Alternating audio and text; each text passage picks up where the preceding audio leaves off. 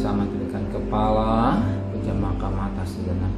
Bapa yang bersemayam kerajaan surga, yang boleh kami kenal di dalam nama Tuhan Yesus Kristus, pagi yang cerah yang Kau berikan dalam hidup kami, lewat perpanjangan umur, pemeliharaan yang Kau berikan hidup kami, dan kami rasakan bagaikan umat Israel berada di Goshen dalam lindungan dan kasih sayang yang daripada Tuhan adanya.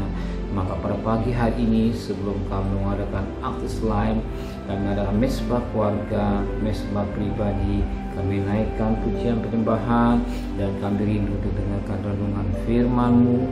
Roh Kudus mengurapi hamba-Mu, mengurapi kami yang mendengarkannya, dan firman-Mu menjadi berkat buat kami, dan kami juga boleh naikkan doa syafaat kepada Tuhan. Haleluya, amin. Shalom, pagi, mari sama-sama kita akan membuka Yohanes pasal yang keempat. Yohanes pasal 4 ayat 46 sampai ayat 54. Yohanes pasal 4 ayat 46 sampai ayat 54.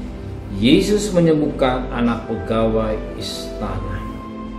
Maka Yesus kembali lagi ke Kana di Galilea, di mana ia membuat air menjadi anggur. Dari Kapernaum ada seorang pegawai istana, anaknya sedang sakit. Ketika ia mendengar bahwa Yesus telah datang dari Yudea ke Galilea, pergilah ia kepada Yesus lalu meminta supaya Yesus datang dan menyembuhkan anaknya, sebab anaknya hampir mati. Maka kata Yesus kepadanya, jika engkau tidak melihat tanda dan mujizat, kamu tidak percaya. Pegawai istana berkatanya, Tuhan, datanglah sebelum anakku mati. Kata Yesus kepadanya, pergilah, anakmu hidup. Orang itu percaya akan perkataan dikatakan Yesus kepadanya, lalu pergi. Ketika ia masih tengah jalan, hamba-hambanya telah datang kepadanya dengan kabar bahwa anaknya hidup. Ia bertanya kepada mereka, pukul berapa anak itu mulai sembuh? Jawab mereka, kemarin siang pukul 1 demamnya hilang. Maka teringatlah anak itu bahwa pada saat itulah Yesus berkata kepadanya, anakmu hidup. Lalu ia pun percaya, ia dan seluruh keluarganya. Dan inilah tanda kedua dibuat Yesus ketika ia pulang dari Yudea dan Galilea. Kita perhatikan mutiara indah. Tanda atau mujizat yang dibuat Yesus itulah di Kana, air cuci kaki menjadi anggur. Tapi tanda yang kedua itulah dikatakan Yesus menyembuhkan atau menyembuhkan orang yang mati, atau katakan orang yang sekarat. Yang pertama, Tuhan mengerjakan hal nikah, itulah air menjadi anggur. Yang kedua, bicara wah nikah. Kenapa Tuhan berbicara menyembuhkan yang pertama atau mengadakan mujizat? Hal yang pertama, hal nikah. Bahwa banyak nikah-nikah yang jadi pahit, banyak nikah-nikah di akhir zaman ini, rumah tangga jadi hancur karena anggur sudah tidak ada lagi dalam rumah tangganya. Kemanisan menjadi pahit dalam rumah tangga. Maka Tuhan ini menyembuhkan yang pertama, itulah mengadakan mujizat, itulah air menjadi anggur. Tetapi yang kedua, ya buah nikah, itulah anak. Dari nikah berapa banyak anak, ya berapa banyak anak jadi telantar karena keluarga tidak bahagia. Bapak banyak anak menyusahkan orang tua, karena ulah anak orang tua jadi disusahkan.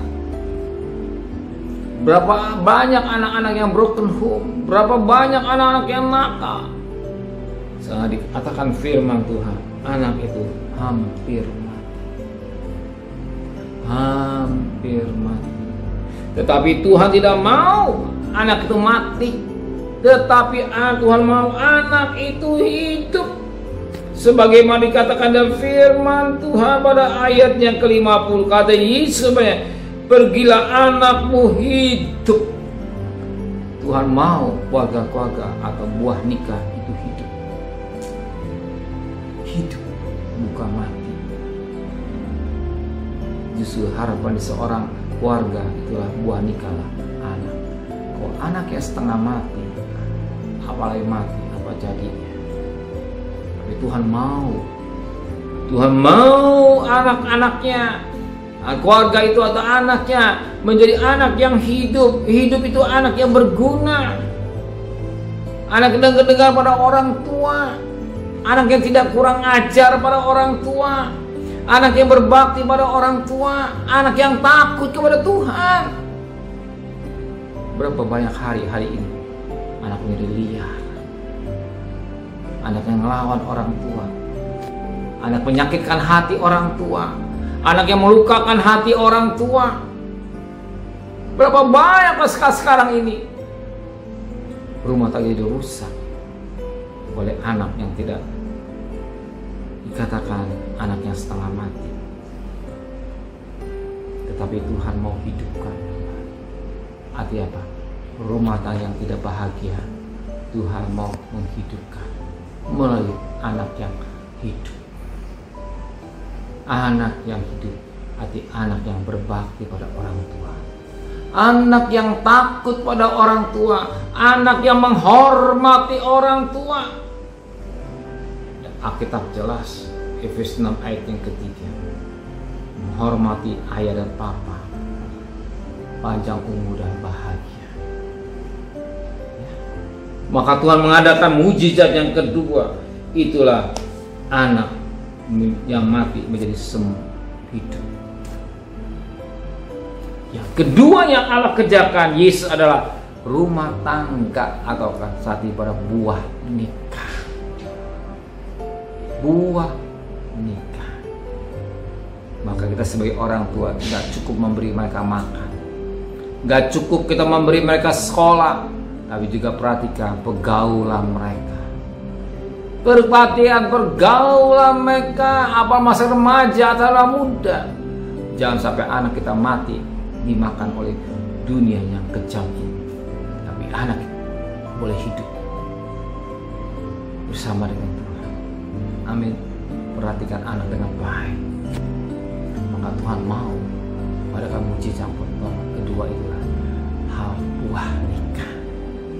Hal buah nikah.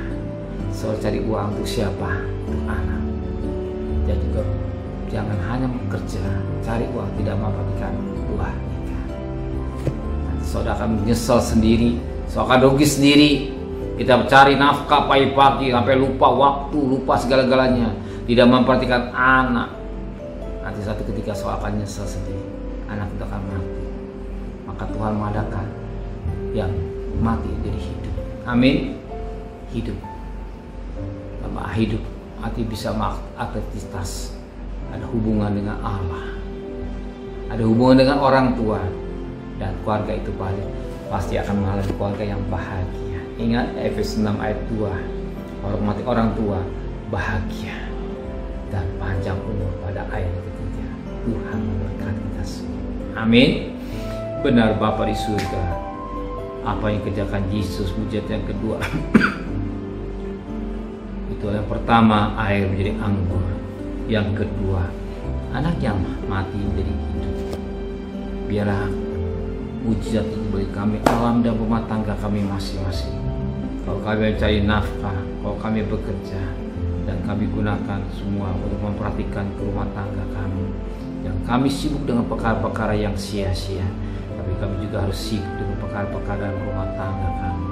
Terima kasih Bapak, hikmat Kau berikan buat kami sehingga kami jadi bapak dan ibu yang bijaksana, sehingga bisa mengatur rumah tangga, merawat anak-anak dengan baik. Terima kasih Bapa di surga.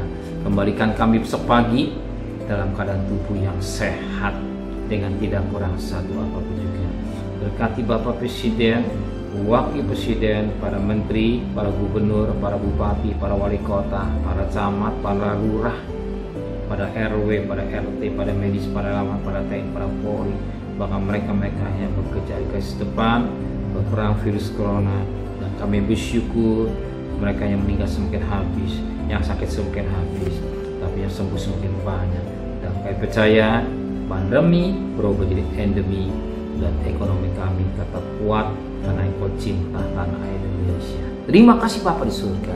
Saudara kekasih, terimalah berkat nikmat dari Allah Bapa, cinta kasih sayang dari Tuhan Yesus Kristus, dan berkat Roh Kudus menyertai saudara hari ini sampai Maranatha Tuhan Yesus datang. Yang cinta Dia katakan amin. Tuhan memberkatinya.